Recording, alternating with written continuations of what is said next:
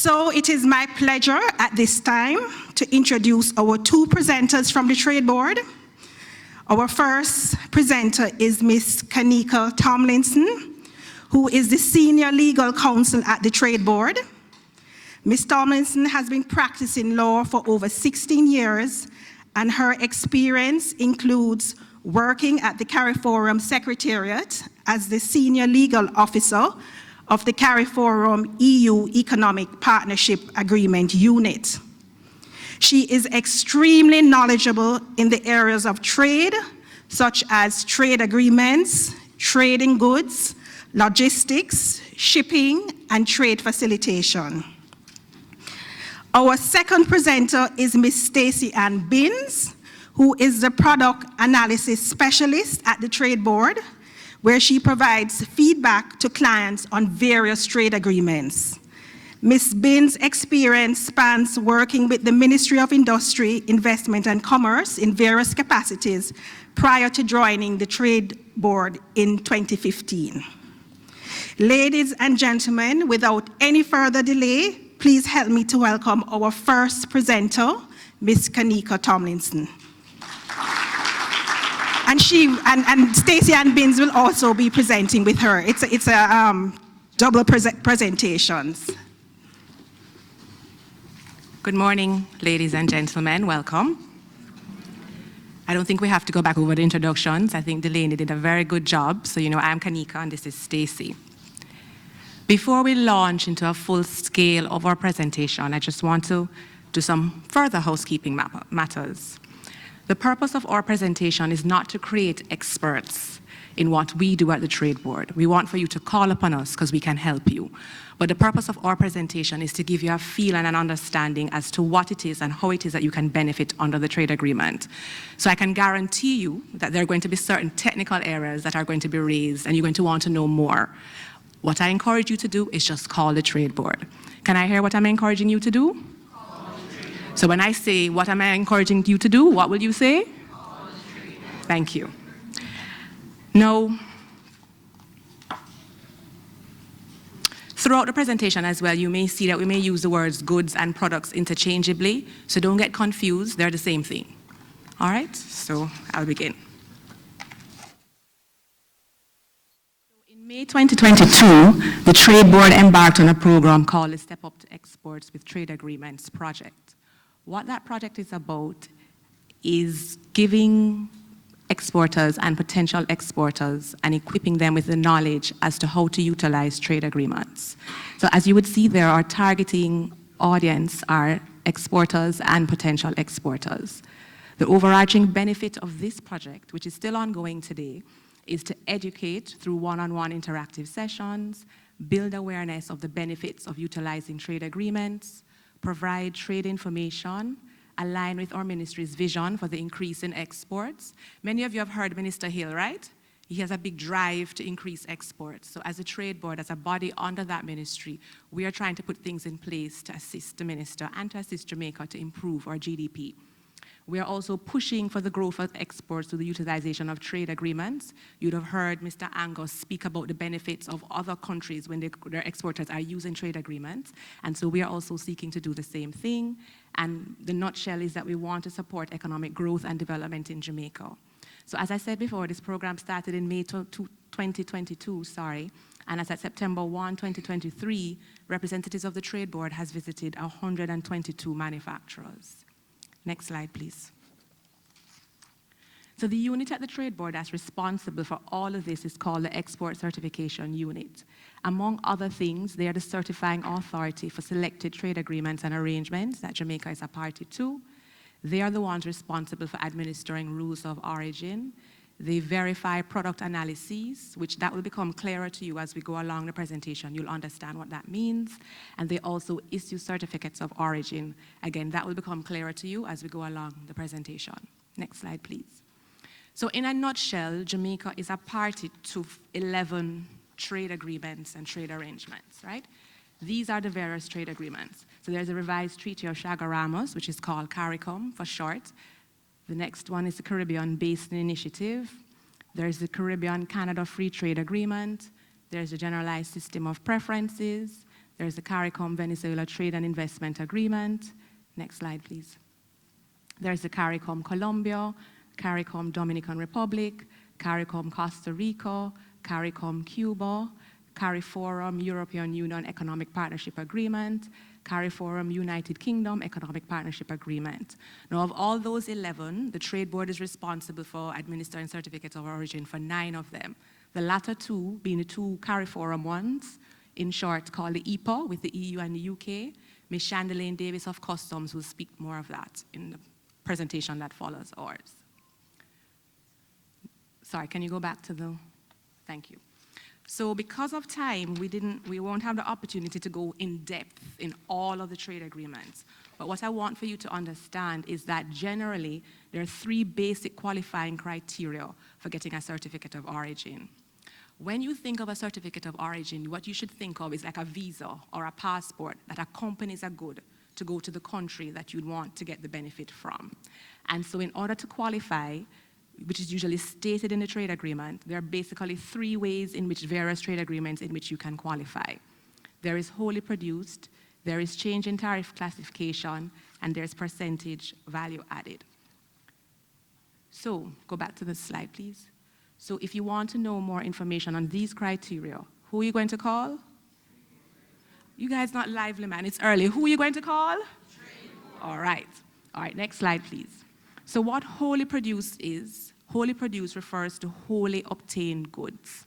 And so examples of wholly produced are like goods that you can get or products that you can get extracted from the ground, so like mineral products, vegetable products that are harvested in soil, live animals like a cow that was born and raised in Jamaica, sea in the fishes in our territorial borders, scrap and waste from manufacturing or processing operations, or goods produced from wholly produced goods. Next slide, please. And so for you to get a better example of what wholly produced is, you'd look at things like lobster, which comes from the sea, fish, which comes from the sea. Again, it would have to be within Jamaica's territorial waters. You look at things like ground provision, which comes from the soil. You look at tin ackee, callaloo, pimento, black castor oil, water. So these are just some examples of products that have qualified under the wholly produced category. So whilst you may not want to export those products, it's just to give you an idea as to what it is wholly produced and what you may have at your resource to utilize. Then we move to change in tariff classification. So again, this is another way in which your good may qualify as a Jamaican product, right, and get the certificate of origin. In this case, a change in tariff classification occurs when a good undergoes a significant transformation or alteration that affects its classification under the harmonized system, otherwise called the HS codes, or other classification systems used by customs authorities. So this is a lot of words, but what it really means is that every good, everything, water, ackees, shoes, is classified under this thing called an HS code. Right, that's how customs around the world operates. And so they use HS codes, so each product is given its own code. Everybody understands that? Right. And so what it means is that, next slide please, is for example, where you have a pepper, which is classified as 0904, you put some time with it, which is classified as 0910, and then the final product produces a pepper sauce. So what is shown here is that the final product in the tariff heading does not match and is different from the inputs, like the pepper and the thyme. And so when you change, so this is a very good example of changing classification, because you would have seen where 904, 910 produced 2103. So this is an example of change in tariff classification. Next slide, please. Similarly with this example as well, the final product is supposed to be ketchup, which is 2103. But the inputs that is used to produce the final product of ketchup has a different classification code from ketchup. So the tomato paste has 20 and other numbers. The granulated sugar is 17 with other numbers. The vinegar is 22 with other numbers, and the final product is 2103. So again, this is an example of change in tariff classification because the input classification is different from what the final product is. So you'll find under some trade agreements, in order for the product to be classified as a Jamaican product, it would have to undergo this type of formula. Next slide, please. This one is a lot more technical. What it simply means is that the value of the input is measured by the good that it contains. So what it looks at is the percentage of originating material and non-originating material. So originating material could be things like wholly produced, where it comes from Jamaica. Non-originating material is things that are outside of Jamaica, right? It's not classified as Jamaican. And so you're looking at putting the two together to create a final product that can equip you with a certificate of origin. And so what we did here was pull several examples from several trade agreements as to how this would look like. And so, for example, you'll have things like produced from materials where the value of extra-regional materials used do not exceed 65% of the export price of the finished product. Another example is production in which the value of extra-regional material used do not exceed 40% of all material used. So pretty much, for this one for sure, what I'd like you to do? Right. Okay, so we're now going into the trade agreements themselves. So the CARICOM trade agreement, which tends to be our most popular trade agreement, where most exporters export to, consists of 13 member states.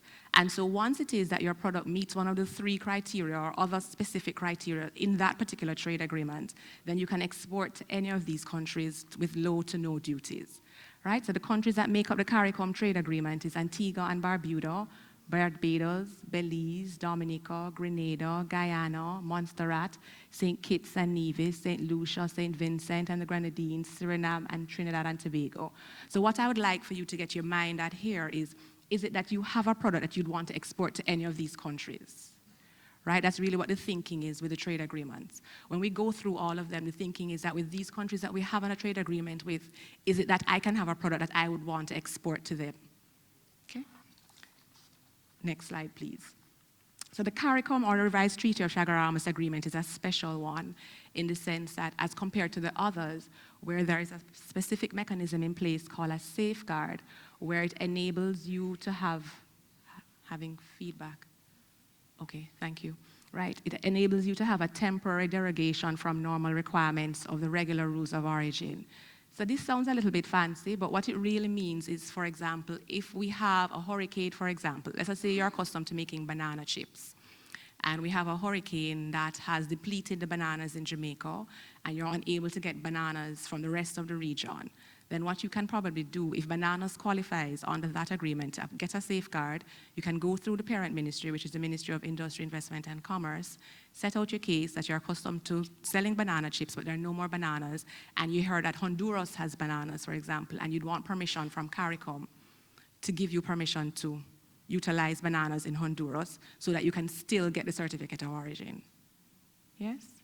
All right, next slide, please. So generally, these are the goods that enter.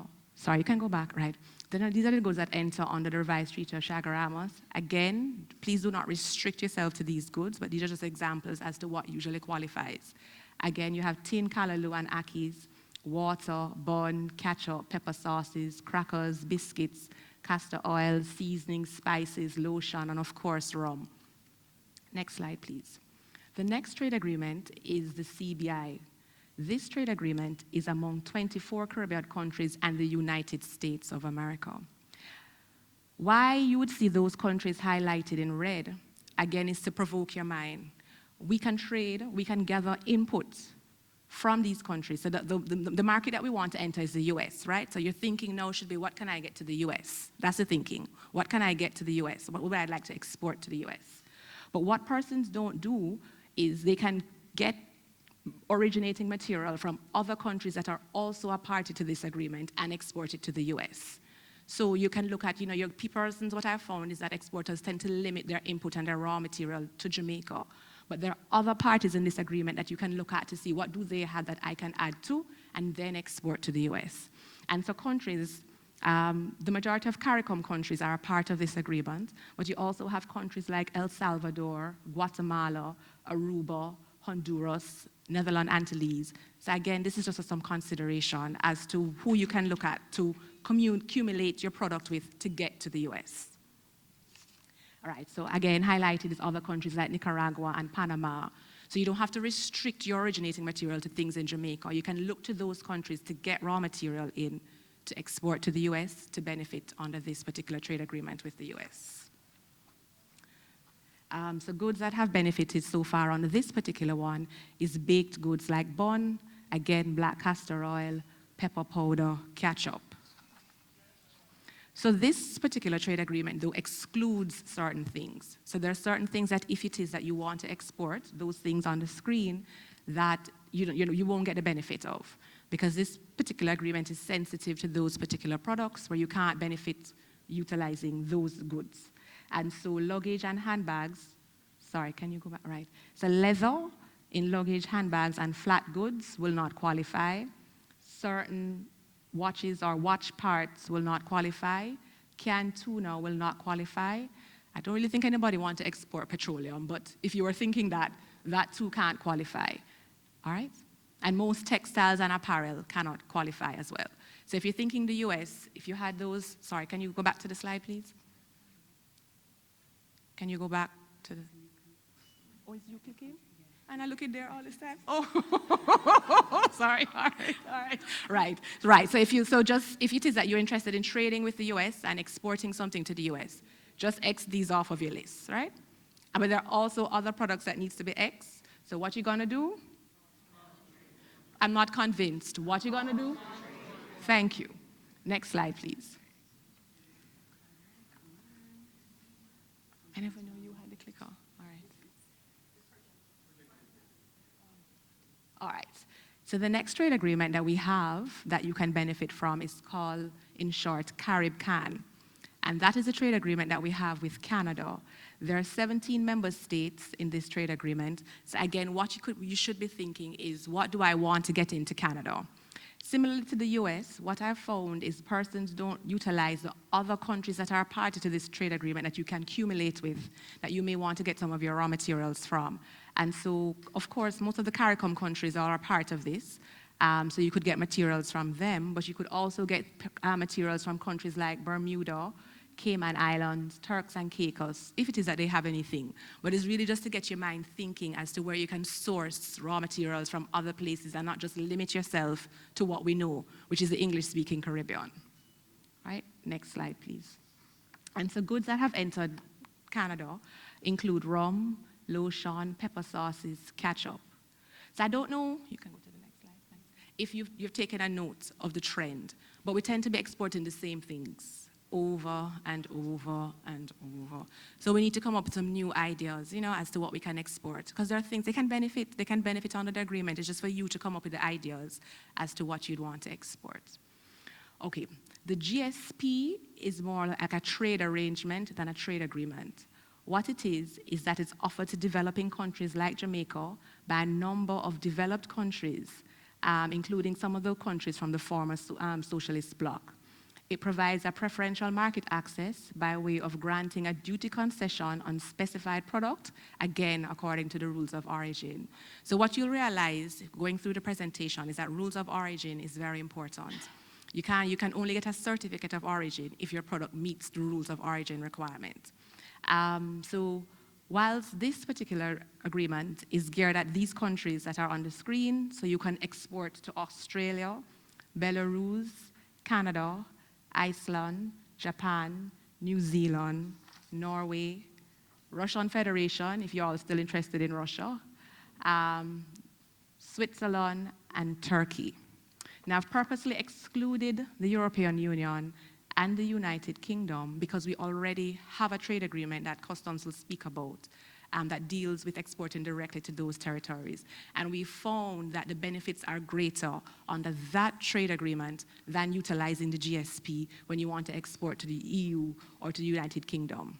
Again, I didn't mention the United States because we already have a trade arrangement in place as well that we find that the benefits are better under that trade agreement. But ladies and gentlemen, what you should be noticing is that you have options. You can look at the various trade agreements, You can look at the various trade agreements to see how your product can qualify. And you can get help. The Trade Board will help you to do this. Next slide, please.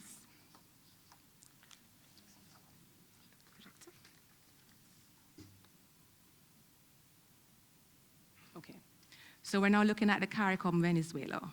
So CARICOM Venezuela, the market that you should be thinking about here is getting in products into Venezuela.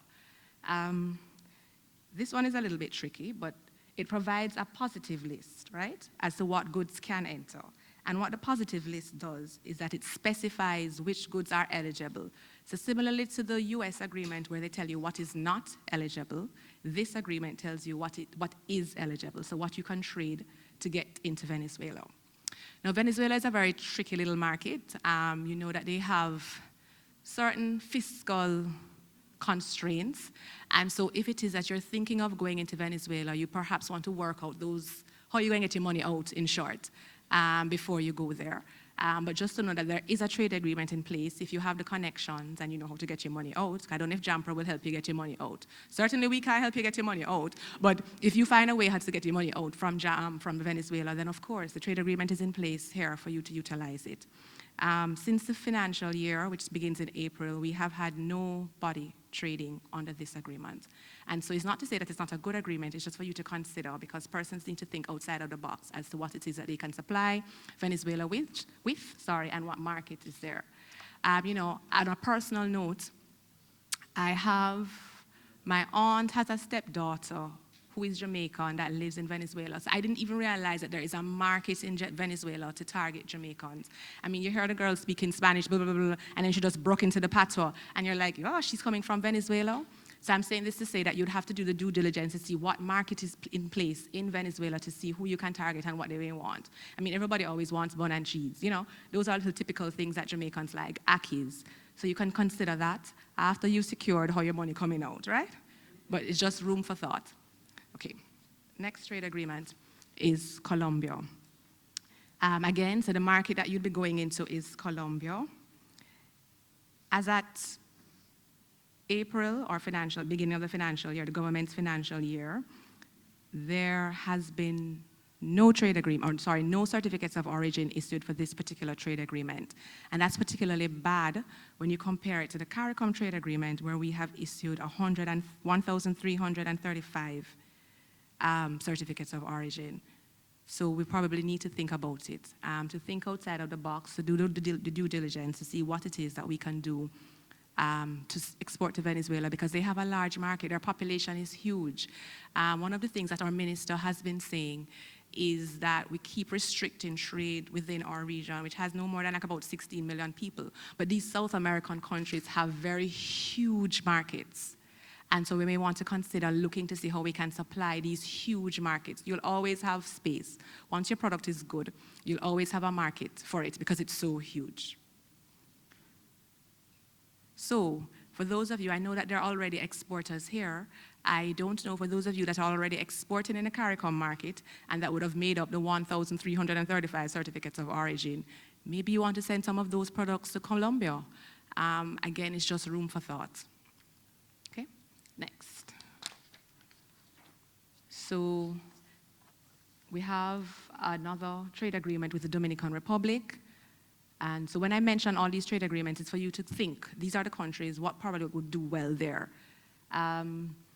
Again, it provides preferential arrangement once the product meets the requisite rules of origin requirement. Most Jamaican products and produce being exported to the Dominican Republic are eligible for duty-free access. Since April till now, we have actually issued 3 certificates of origin utilizing this particular trade agreement. So the long and short is that it can be done. You do have entities and exporters that are utilizing this particular one. And it may sound short, I mean 3, but it's just from April till now, right? It's not an overarching thing for the entire year. But the real point is that we have been utilizing it, so room for thought for you to consider if it is that as a market that you may want to enter. And then Costa Rica. So similar to the Dominican Republic, we have issued 2 certificates of origin for Costa Rica since April until now. So again, to show you that Jamaicans are utilizing the agreement. So if it is that you want to enter the market of Costa Rica, then there's an avenue for you. One of the challenges that we've heard is that persons are afraid of Spanish. But if it is that you're really serious about this exporting thing and you want to make money, I can't see how a language is going to prevent you from exporting. Jamaica has a lot of persons that speak Spanish. There's a language training institute. I mean, there are avenues that are available to you to get translation. And so if you're really serious, that shouldn't be a bar. If it is that you want to trade with Costa Rica, if you see that there's a market there and you can benefit from it.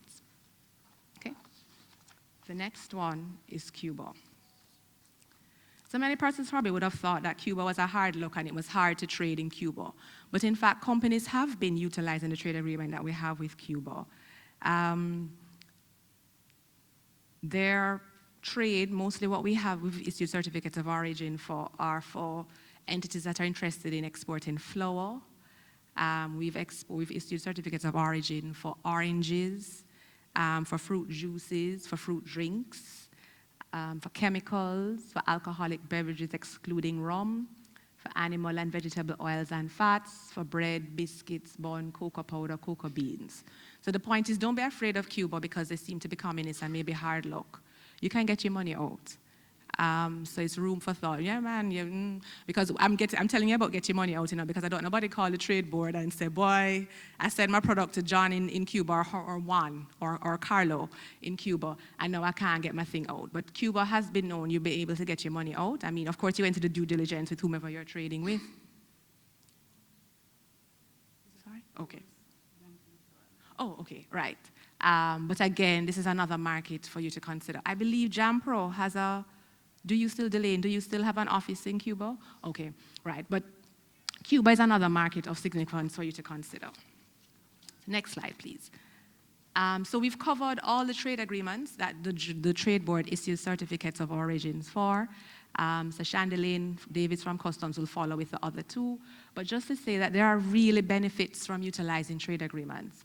What we found is that there's minimal inspection on arrival at the ports of importing country.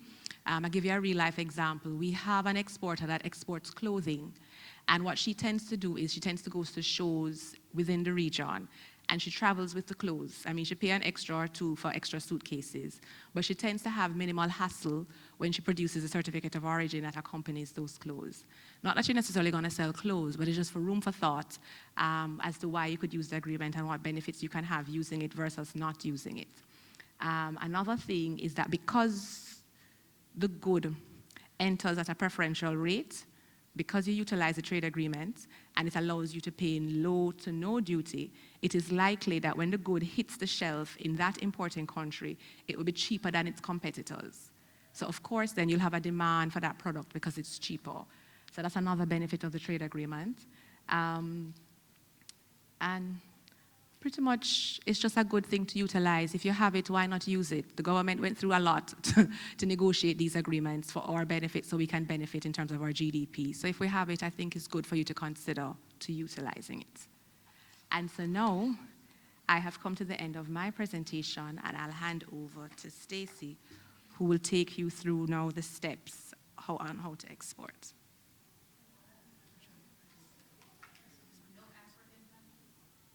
So as it stands right now, no, we do not have any trade agreements with African countries. Yeah. Is it that you have a country, well, with question and answers, right? All right, good morning, everyone. All right, so know that Kanika has taken you through the various trade agreements and how your products can qualify, right? The next step would have been that you would need to register with JAMPRO before you can export. Once you have gone to JAMPRO to do your registration process using their digital system, the next step is that you will contact Trade Board. When you contact us, we will take your name information and your company information, also your email address. We will then send you a product analysis form for you to complete. We also have persons on standby to take you through the steps of completing the product analysis. This I will show you later on in the slideshow. The next step, fourth step now, is that once you have completed the product analysis form, and we have provided you with your formal letter to say that your product has been qualified for duty-free treatment. On the letter, the formal letter that we give you, we will tell you exactly which trade agreements your products can enter, which market your product can enter duty-free. If your product is not able to enter any of the markets duty-free, we explain to you what the reasons are, and then you can go back to the drawing board in order to fix the issue. Because chances are sometimes it may just be that your raw material is sourced from a region that cannot be, where you cannot be allowed to get the raw material from that region. And then the next step is that we will arrange a site visit with your company to ensure that what you have provided on the product analysis is exactly how you're manufacturing the product, and that there are no changes to the steps that you have provided on the product analysis. The next step, after we have gone through the site visit with you, we will now let you register on J-Swift. Some persons may go ahead before and do the registration to kind of not have their products being held up. So we allow you to register on J-Swift, where you get your password and a username. And then after registering, that's when you can apply for your certificate of origin for any of the 9 trade agreements that Jamaica is a part of. When you select, once you apply for the certificate of origin, it is then sent to the trade board digitally. It's assigned to an officer for processing. If at any time that the information that you provide on the application, anything that we find to be deemed incorrect, we will send it back to you in query. We also notify you and let you know that, listen, you made an error, but we're just asking you to fix the error and then send back the application to us. Once you send it back to us and we check it, realize that everything is okay, we'll process, approve it, and then that's when you will you either print the certificate or you can download the certificate and send it on to your broker or to the person you're supplying your products to.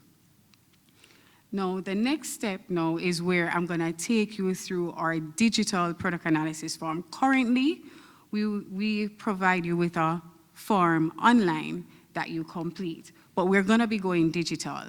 It's still in the final stage right now, just tying up some loose ends, and then we're gonna launch it. But before launching it, we're gonna sensitize. We're gonna have persons coming to, in a setting like this, or even online, where we sensitize you as to how to complete the form digitally.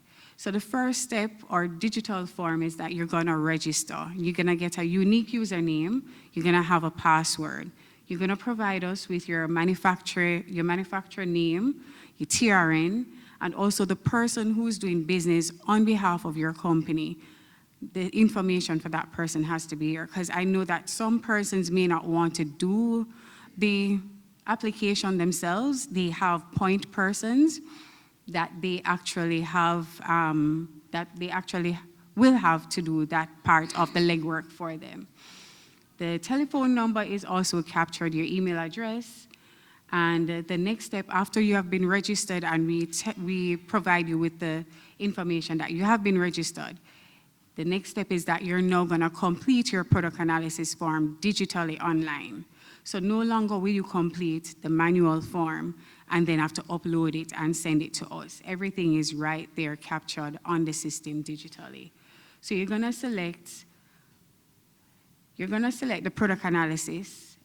You're gonna select complete product analysis form. The application will open up for you.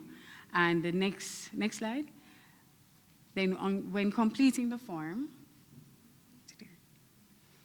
all right, so when completing the first part of the form, the information that you've provided previously, it will be automated in the form. So you will not need to put back your manufacturing name there, telephone number, and so forth. Only just information that was not provided in the registration process, you will need now to provide us with, which is your product HS code for your finished product. If it is that you don't know the HS code for your finished product, what we will have on the system is that there will be a link. All you have to do is type in your product and the HS code pops up and it's populated into the system. So you would not really need to have to go and search Google for the information. The actual link will be there for you to type your product in and it populates it for you. The next,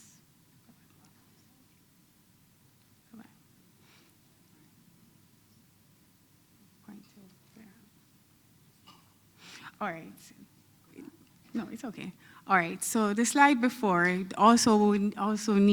need to capture your product brand name and the name of the product that you're exporting. The next step of the product analysis form now, this is a critical part. And we beg of you to ensure that when you're completing the product analysis form for the raw material section that we're capturing, you have to make sure that the raw material is indeed correct and that there are no changes. It's the actual information that you provide in terms of the steps of how your goods are produced. The raw material is captured here.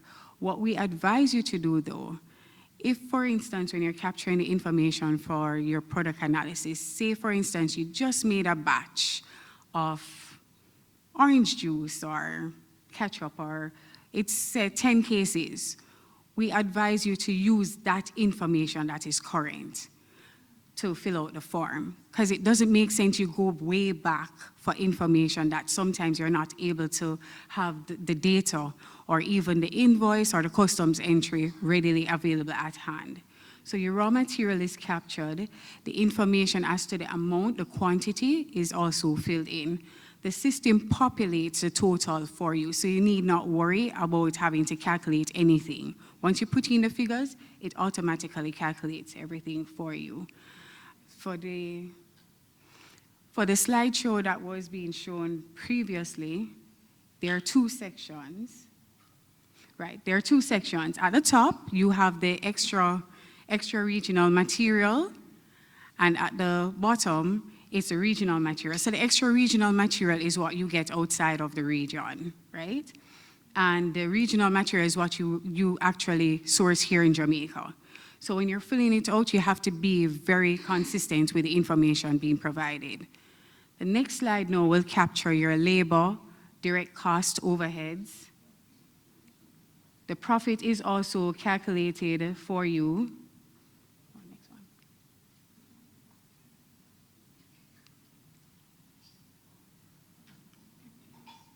Right, so labor, direct cost, overhead, other cost. Profit is calculated, so once you put the figures in, the system automatically calculates everything for you, so you need not worry about what the figures are going to be like.